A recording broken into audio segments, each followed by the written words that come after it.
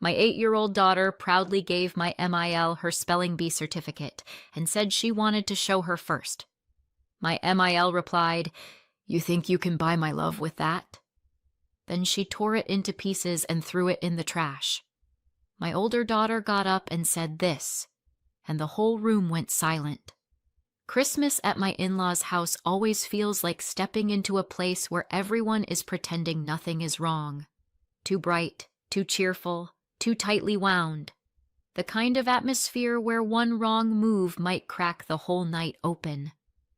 My 8-year-old daughter, Ella, stood close to me, holding her spelling bee certificate as if it were something precious she'd been saving for the right moment. And then Ella stepped forward. She held her spelling bee certificate with both hands, gripping it so tightly the edges curled a little. Her cheeks were pink, not from the cold but from excitement. She had been waiting all week for this moment. "Grandma," she said, voice small but bright, "I wanted to show you this first." My mother-in-law Diane took the paper between 2 fingers, like she was accepting a parking citation. Her face didn't move at first. Just one slow inhale through her nose, one slow exhale out of her mouth. And then her lips tightened into that knife-thin line I've come to recognize as Diane is about to ruin the vibe for sport. "You think you can buy my love with that?" Ella blinked. I blinked. The room blinked. And then Diane tore the certificate clean in half, then in half again, and again, slow, deliberate, like she was doing origami with my daughter's confidence. She dropped the pieces straight into the trash can beside her chair without even looking at it, like the entire moment bored her. Silence detonated.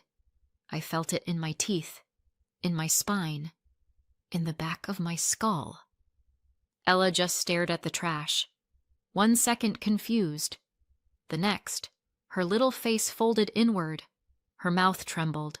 Her eyes went shiny with that stubborn blinking kids do when they're trying not to cry in public.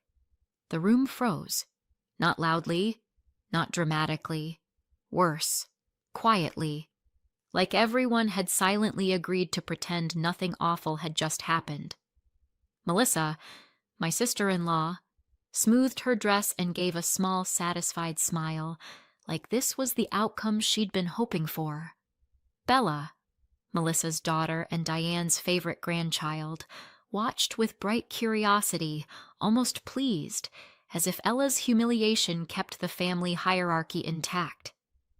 Raymond, my father-in-law, stared down at his hands, shrinking into his chair like he was trying to disappear into the upholstery.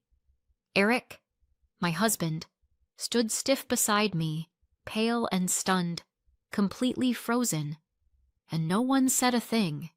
Not one adult stepped in. Not one person asked Ella if she was okay. The silence dragged, thick and shameful, and then Hannah moved. Her chair scraped back sharply, the sound slicing through the room. My 11-year-old stood up, slow but steady, shoulders tight, eyes burning. She walked straight to Ella and put herself between her sister and the trash can. Her voice shook, but it carried, "Why would you do that? She's 8. Good grandmas don't do that." And just like that, the silence turned into something alive, heavy, cold, impossible to ignore. Diane's eyes went wide, like she genuinely could not comprehend being confronted by a child. "How dare you?" she snapped. But Hannah didn't flinch, not even a breath. "How dare you? You hurt my sister." You could practically hear jaws dropping. Someone gasped softly. Someone else looked anywhere except at us. Even the Christmas tree lights seemed to dim for dramatic effect. My husband still stood completely frozen beside me, mouth slightly open, eyes locked on the scene like he was watching a car crash in slow motion. He didn't move, didn't speak, didn't even blink. And maybe that's when something inside me quietly shattered. I looked at Diane, who muttered just loud enough for everyone to hear, "Kids today are too full of themselves," as if she hadn't just emotionally body-slammed an 8-year-old. No apology, no hesitation, no shame. Nothing but that familiar superior squint. That was it. The point of no return. "We're leaving," I said. My voice didn't shake. It didn't rise. It didn't hesitate. It was cold, flat, and final. Hannah reached for Ella's hand instantly, gripping it with a protectiveness that made my chest ache. Ella clung to her, head bowed, shoulders shaking just slightly. We grabbed our coats in absolute silence. No one tried to stop us. No one tried to explain. No one offered comfort. They just sat there like mannequins in festive sweaters, eyes darting, guilt simmering, but mouths shut tight. And maybe that was the worst part. Not just what Diane did, but that everyone watched a child get crushed and decided to do nothing. We stepped out onto the porch. The winter air hit my skin sharp and clean, like a slap back into reality. Behind us, the house glowed warm and bright, a pretty little snow globe full of things pretending not to be broken. I shut the door slowly, deliberately, like sealing off a crime scene. And as the latch clicked, one truth settled deep in my bones. This wasn't random. This wasn't sudden. This wasn't a misunderstanding. This was the moment everything finally snapped open. And something told me the real explosion was still coming. If you'd asked me 5 years ago whether Diane would ever tear up one of my daughter's certificates, I probably would have laughed and said something naive like, "No way, she's just a little intense." Yeah. Turns out intense was the warm-up act. Because what happened on Christmas wasn't random. It was the grand finale of a routine Diane has been perfecting for years. A routine I kept trying not to see. Let me back up. When I first met Eric, I knew 2 things about him. He was kind in a way that felt rare. He apologized for things that didn't require apologies, like stepping too close to a lamp or breathing near his mother. I should have connected the dots sooner. The first real red flag came long before kids. I mentioned something about finishing top of my class in college, and Diane's reaction was so flat you could have used it as a level tool. "Oh," she said, "one of those high-achieving types." Not mean, not sarcastic, just judgment wrapped in a polite tone, like academic success was a moral flaw. At the time, I shrugged it off. People are allowed to have weird opinions. Then Bella was born, and suddenly Diane became a walking parade float of pride and praise. Anything Bella touched turned into a miracle. A wobbly drawing? Artistic. A half-finished worksheet? Brilliant effort. A participation ribbon? You should all be so jealous. Bella isn't a bad kid. Let me say that clearly. She's sweet in her own way, but she's not academically driven, and school isn't her strongest place. That's fine. Truly. Not every child needs to be a spelling champion. But Bella was Diane's everything. The perfect little princess who, in Diane's mind, needed constant protection from anything that might make her feel second best. Then Ella came along. Ella, who genuinely loves learning. Ella, who reads books for fun. Ella, who remembers things like she was born with a filing system in her brain. Ella, who brought home real achievements. Spelling certificates, reading awards, little notes from teachers saying, "She's doing so well." And every time Ella succeeded, Diane's face did this weird little twitch. A tight smile, a stiff nod, a quick subject change. Almost like she couldn't digest the fact that someone other than Bella had done something notable. Meanwhile, when Bella brought something to show, anything at all, Diane reacted like someone had handed her a Nobel Prize. At first, I tried to explain it away. "Oh, she's just excited to be a grandma." "Oh, she just expresses things differently." "Oh, maybe she's tired." But Hannah, my observant, quiet Hannah, saw through it instantly. "Grandma only likes when we show her stuff if it's small," she told me once. "If it's something good, she gets weird." I remember staring at her, wanting to argue, but knowing she was right. And then came the moment when all the half-formed suspicions snapped together.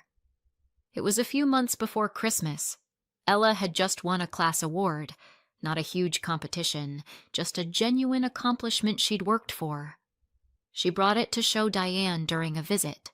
Diane glanced at it, forced a tiny smile, and pulled me aside later. "You should tell her not to go around flaunting these things. It can hurt other kids' feelings." I blinked.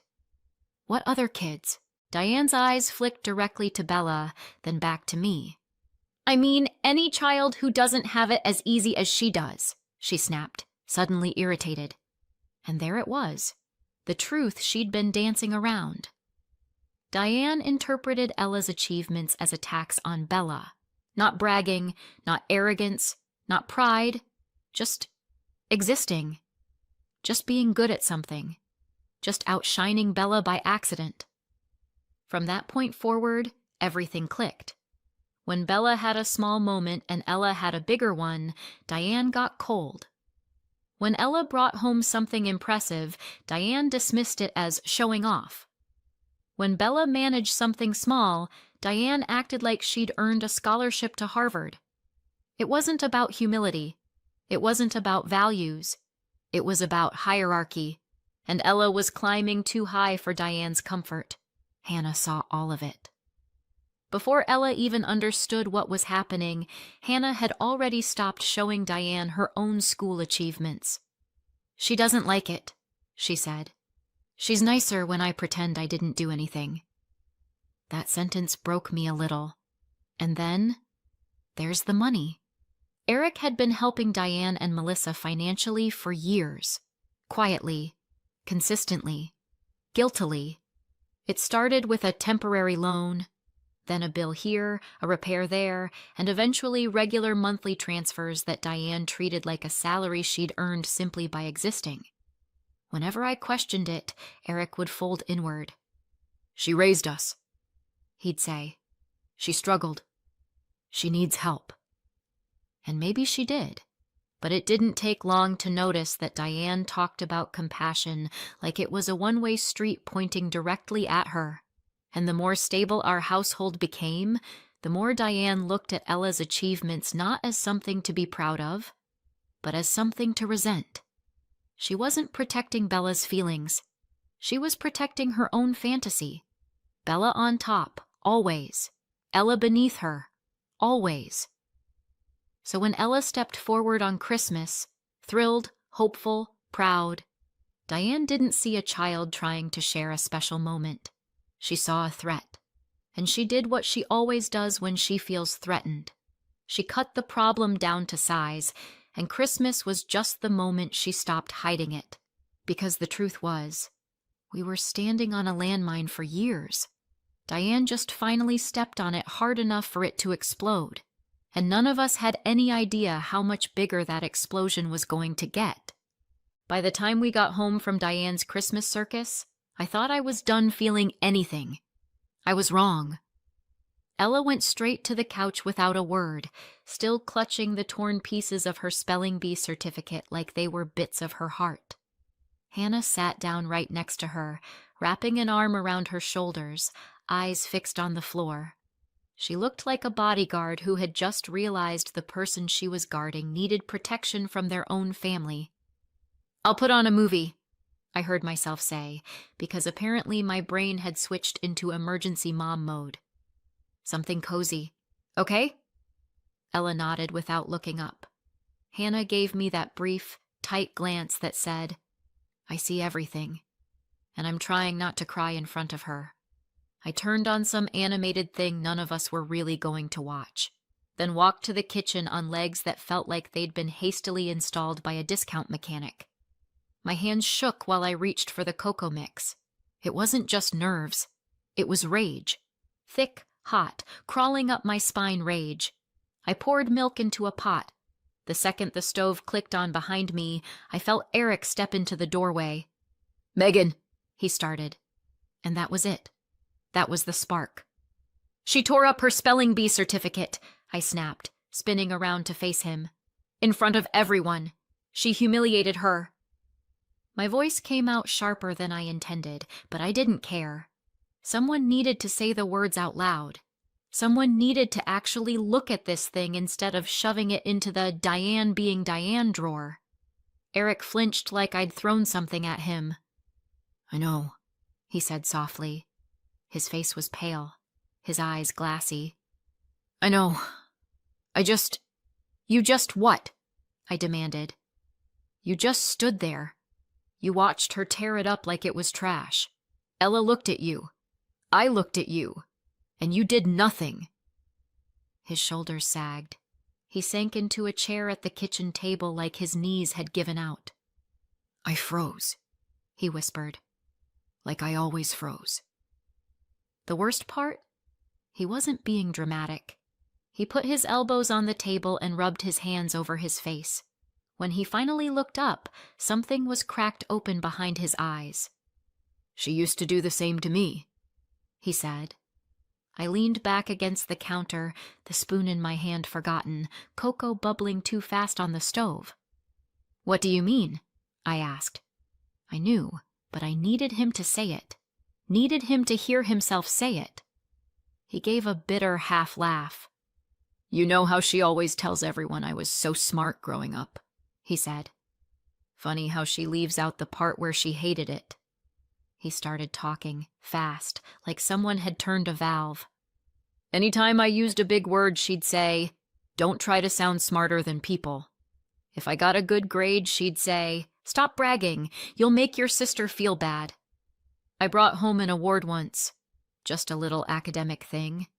She rolled her eyes and told me to put it away before company came so I didn't show off." My throat tightened. "I thought it was discipline," he continued.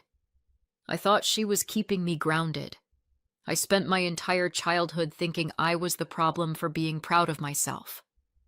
He stared down at his hands. "But tonight, when she did it to Ella, it was like watching my own childhood get replayed. Except this time it wasn't me. It was my kid." Something in his expression shifted. The guilt was still there, but it had teeth now. He stood up so fast his chair jolted backward. "I'm done," he said. "I'm not letting her do this again. Not to them." Before I could ask what done meant, he was already moving. Out of the kitchen, down the hall, into the small office we barely used except for taxes and stressing about bills once a month. I turned the stove off and followed. By the time I reached the doorway, Eric was already at his desk, laptop open, fingers flying. On the screen, his bank account. Rows of transactions. A familiar name showing up over and over. Transfers to Diane. Payments to cover emergencies. Money sent to help Melissa until things settled. All those times he'd said, "She just needs a little help right now."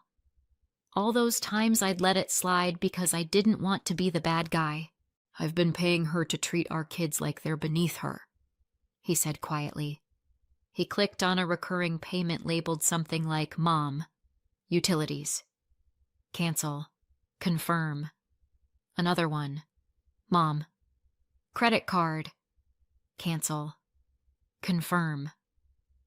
"Eric," I whispered, my heart doing cartwheels. "Are you sure you want to do this right now?" He didn't even look at me.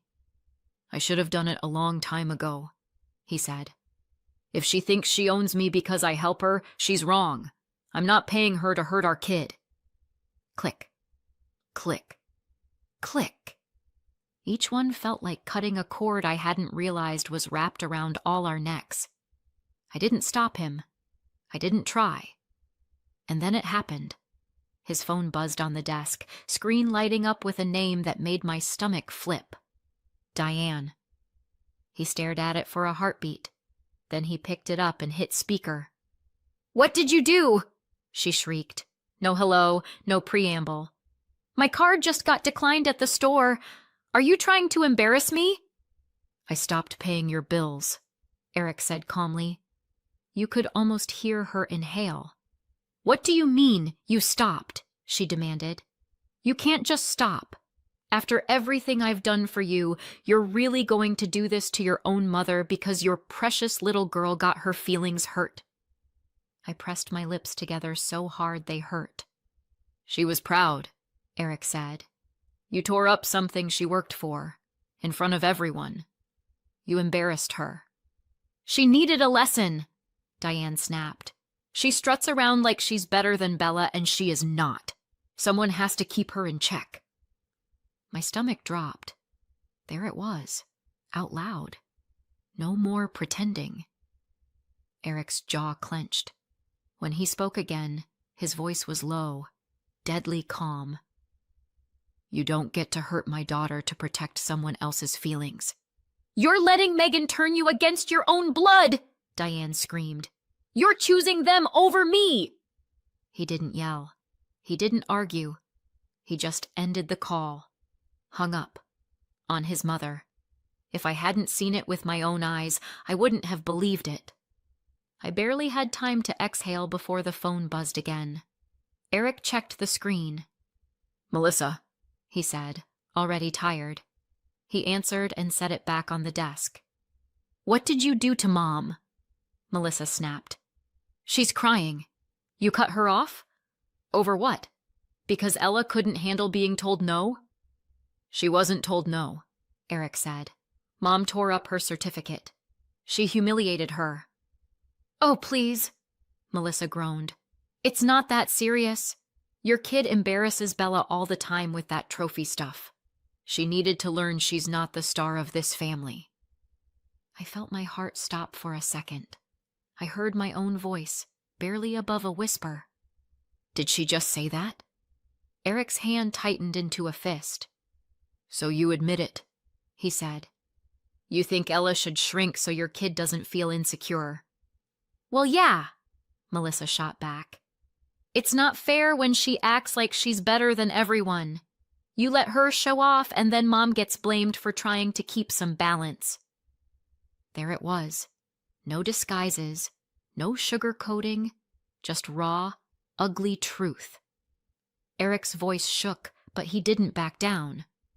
"If you talk about my daughter like that again," he said, "we're done."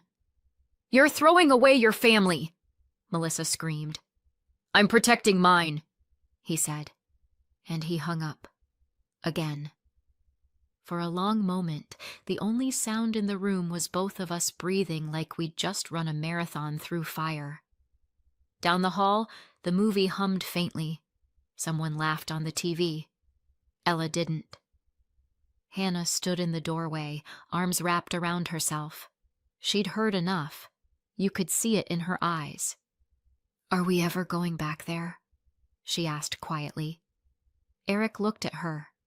Really looked at her, like he was seeing her for the first time in years instead of seeing whatever Diane wanted him to see. "No," he said.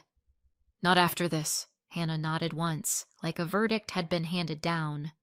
Ella appeared behind her, eyes puffy, clutching the taped-together scraps of her certificate. "Why doesn't Grandma like when I do good things?" she asked. That single sentence hurt more than anything Diane had said all night.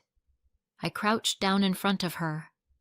"Baby," I said, "some people feel small inside, and instead of fixing that, they hurt other people who shine. That's not your fault. You did nothing wrong. You're allowed to be proud of yourself." Eric knelt beside us, tears finally spilling over. He took both girls into his arms like he was hanging on to a life raft. "No one is ever going to tear up your achievements again," he said. "Not while I'm here. I promise." And for the first time that day, I believed him.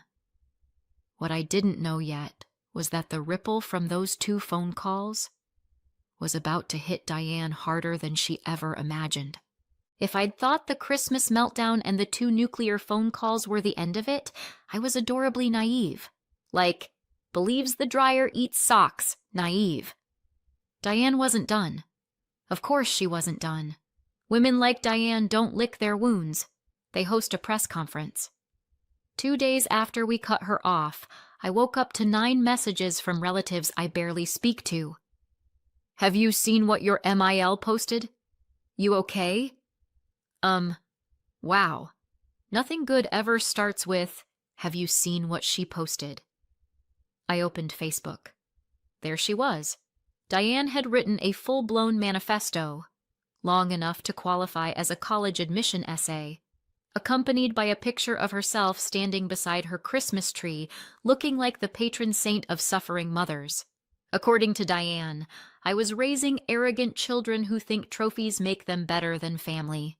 Ella had shoved her certificate in everyone's faces. And my personal favorite, Diane had gently corrected her, and that was what caused an explosive overreaction orchestrated by Megan. I actually snorted out loud. Ella couldn't shove anything in anyone's face if you paid her in unicorn stickers. There was no mention of tearing or trash cans, or the fact that the gentle correction was actually a complete humiliation. And then Melissa entered the battlefield. She commented under the post like she was Diane's personal hype woman. Ella always acts superior. Some kids need to be humbled. Mom was just teaching her manners. I nearly dropped my phone. Some kids need to be humbled? I resisted the urge to write, yes, some adults need to be jailed. And then, because apparently she was committed to the role, Melissa posted a second comment implying Bella had been bullied by the constant showing off. Bullied by an 8-year-old holding a certificate. I sat down on the edge of my bed, dizzy with a mixture of rage, disbelief, and that horrible second-hand embarrassment you get when someone publicly humiliates themselves with full confidence. Eric came in, hair still a mess from sleep. You saw it? Oh, I saw it, I said. I also saw Melissa auditioning for the role of Worst Human 2024. He took my phone, read in silence. His jaw tensed. His eyes hardened. And then he handed it back to me like it was covered in poison. We're responding, he said. My stomach flipped. I wasn't sure if it was fear or adrenaline. Are you sure? I asked. I mean, they're already making fools of themselves. They're lying about our kid, he said. We're done letting them control the narrative. I nodded. He was right. I hated that he was right. But he was. We sat together on the couch, the same couch where Ella had cried 2 nights earlier, and wrote out a post. It was short, calm, factual.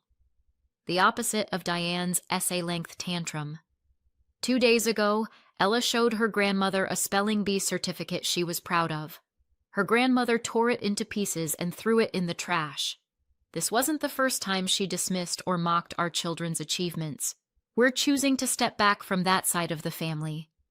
We attached a photo of Ella's certificate taped back together screenshots of Diane's texts. Knock her down a peg. Don't let her steal attention from Bella. She needs to stay humble for everyone's sake. We didn't add anything dramatic. We didn't accuse anyone of crimes. We let the truth speak for itself. And the truth? It's loud. Comments started pouring in like someone had opened a floodgate. Wait, she tore it up? Who does that to a child? I thought Ella was bragging. I feel awful now. This is so toxic. Someone I didn't even know wrote, I'm sorry. My grandfather used to do something similar. It stays with you. Then came the one that changed everything. She did the same to me when I won an award in high school. I never forgot it. A cousin of Eric's. Someone who had always stayed neutral. Suddenly, the entire comment section flipped. People deleted their earlier support for Diane. Someone asked Melissa if she was proud of defending a grown woman tearing up a child's certificate. Melissa did not respond. She didn't post for the rest of the day. Diane went silent, which was honestly terrifying. Like the quiet before a storm, or a lawsuit, or Diane showing up at my house with a megaphone. But instead, the phone rang. Not Diane, not Melissa. Richard, Eric's uncle.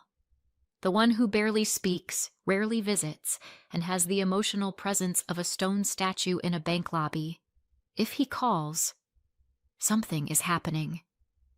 Eric answered on speaker. "I saw the posts," Richard said. His voice was calm, steady, unsettling. "And I talked to several people."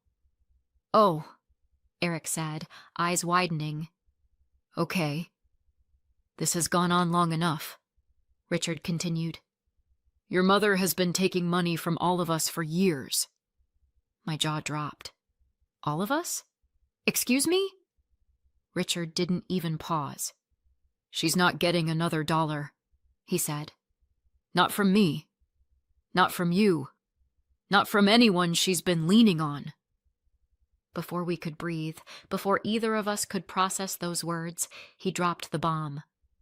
"I already moved the money I was sending her every month into 2 education funds. One for Ella, one for Hannah."